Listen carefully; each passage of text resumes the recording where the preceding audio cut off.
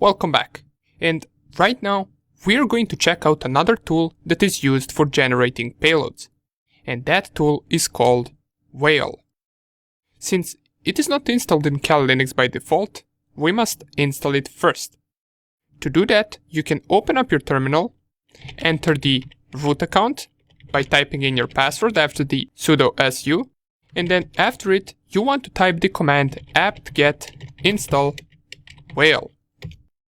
Now, since I already have Whale installed, this will not do anything for me.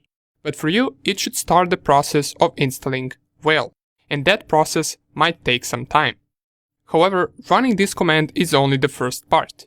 After this installation finishes, you can clear the screen and type Whale inside of your root terminal. This will, for me, open up the Whale program, but for you, it will continue the process of installation. So Whale has a bunch of dependencies, and once you run the apt-get install Whale, and after it you run the Whale program for the first time, it will ask you to install those dependencies. You want to click there yes, and that process will also take some time. It will also have a bunch of pop-up windows right here, where you want to click on next on each one. You don't want to change any of those settings, and after all the installation has finished, you should have Whale up and running. Okay, great. After you get Whale up and running, we can see right here that we get two available tools. The first one is Evasion, and the second one is Ordnance. And what Whale is simply a program that will allow us to generate payloads similarly to the MSF Venom. So let's give it a try. If I type use 1, and you will notice that the commands are similar to the MSF console. So to use one of these options, you can simply just type use 1 or use 2.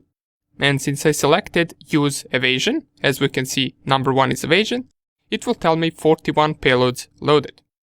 And these are our available commands. So we can read information, we can list the payloads, we can use some payload. So let us list our payloads first. And here we can see those 41 payloads. Some of them are coded in Ruby, some of them are coded in Python. We have PowerShell payloads, Perl, Go, CES, C#, C payloads, and we get some auxiliary modules as well. Now, the regular payload that we used in the MSF Venom would most likely be this C-meterpreter reverse TCP.py. It is pretty much the same thing. But since we already covered something similar to this inside of the MSF Venom, let us go with a different payload this time. So let's go with a PowerShell payload. Let's select payload number 22, which is PowerShell meterpreter reverse TCP. So we can just type use 22. And after you select the payload, it will give you all of the available options that you can set for that payload before you generate it and create it. Here we can see domain, hostname, lhost, local port, min browsers, min processes, min RAM, processors, sleep time, and these options you can use and change as you like. Some of them might actually help you bypass some of the antiviruses, such as for example this sleep option right here. Sleep this amount of seconds. So whatever we set right here, that amount of seconds our payload will sleep after execution before establishing the connection with our listener. So let's set that right away. Let's set sleep to be 20 seconds. What does this mean once again? Well, once the target executes our program, the program will sleep for 20 seconds, it will not do anything, and then after 20 seconds it will establish the connection with our listener. Another thing that we must set is the local host, and for that we must know our IP address. And it is .1.12, so I will go right here, type set lhost 192.168.1.12. And if I type generate, as we can see by the available commands right here, to generate the payload, we simply type generate. Press enter. Please enter the base name for the output files, and let's call it Power Payload, meaning a PowerShell payload. I will click here enter, and the payload has been created. We can see right here language, PowerShell, payload module is the one that we selected, source code is written to this path right here, and we will notice that it is written inside of the .bat file. And Metasploit resource file written to this location right here. And the two things that we're interested in are these two things: the Metasploit resource file and the source code. Now, this source code, which is .bat, is something that we want to convert to exe. Now, even though on Windows systems, .bat file is runnable, but this will get triggered by any antivirus program out there. Since it is just a basic code that executes commands, it will get triggered by any antivirus. We want to convert it to exe, and how are we going to do that? Well, we can go to Firefox, and there is a really good tool that is used to convert bat programs to exe files, and we're going to download it from GitHub. So, if I type right here, bat to exe or B2E GitHub, and I navigate right here to the first link, I copy the tool. We can see that the tool is an actual zip file, so we must unzip it as soon as we download it. So let's go right here, go to the second terminal.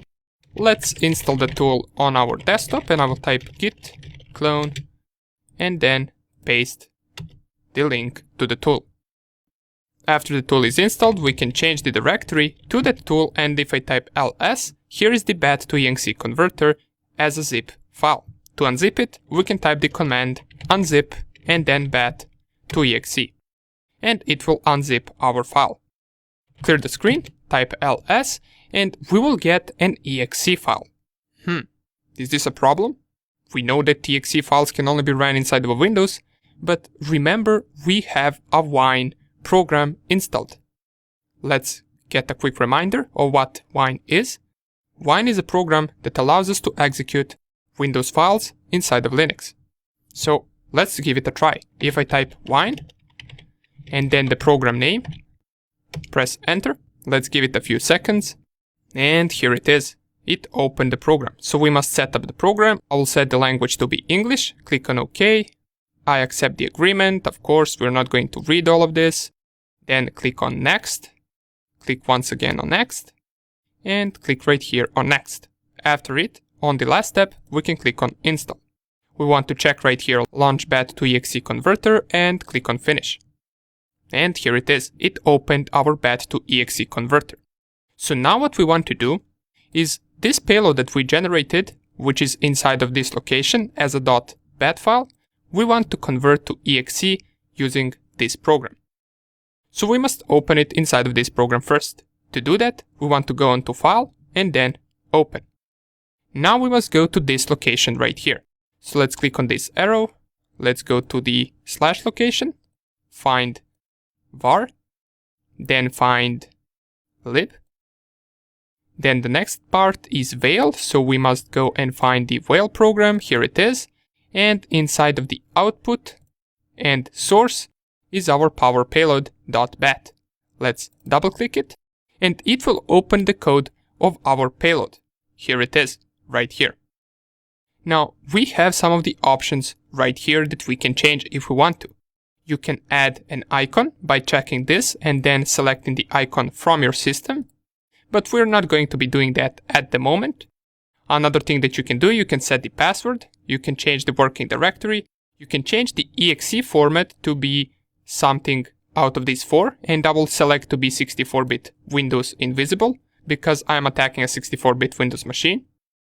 You can request administrator privileges at the runtime, so this is sometimes good if you want your target to run the payload as an administrator, but keep in mind, once they double-click the program, if this was selected, then they will have to input the administrator password. So that is just another step before they actually execute the program.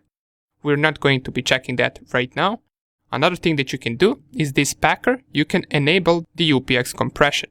But enabling this will just trigger more and more antivirus softwares because UPX is a really known packer and it was used a lot to pack malicious programs. So there is nothing really here that we want to change. And once you set all of the settings to your liking, you can go right here on the converter and then on convert. Here you want to select the name of your payload, and we can just call it PS Payload, standing for PowerShell Payload. It is an exe format, so we can just save it. And if I click on OK, it will create our exe file, as we can see down here. Process finished. Here we can see where our file has been saved. It is in /var, lib whale output source and then PS Payload payload.exe. Okay, great. Now the next thing that we must do to check out whether this payload works is to run MSF console.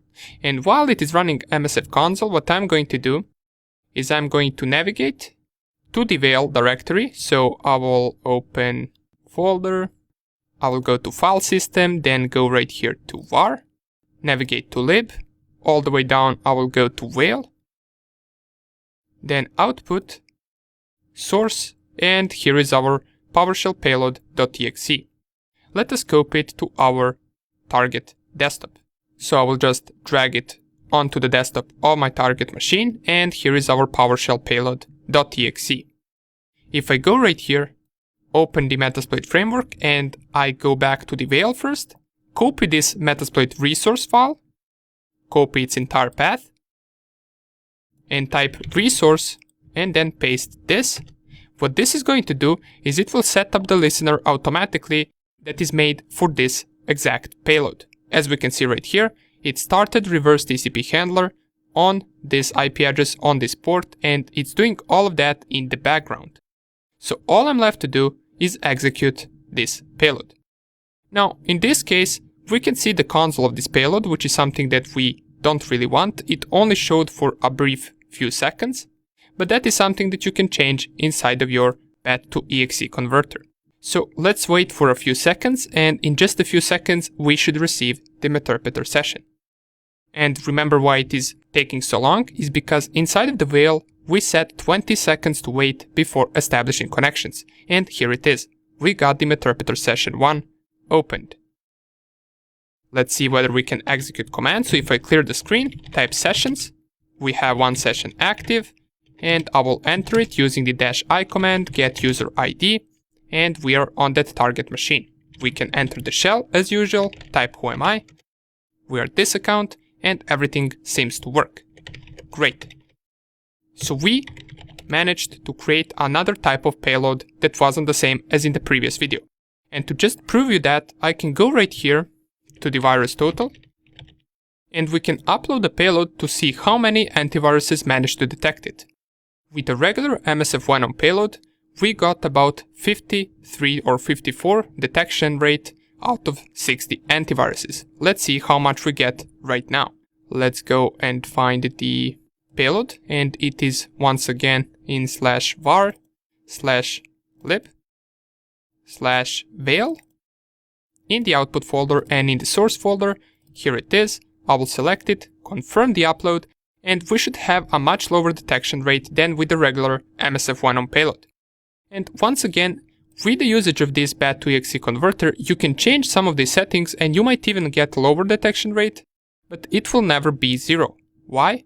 Well, if I just go right here and I delete the entire code and type some random code, which doesn't do pretty much anything, and if I were to convert this code to exe, it will still get detected by a lot of antivirus vendors.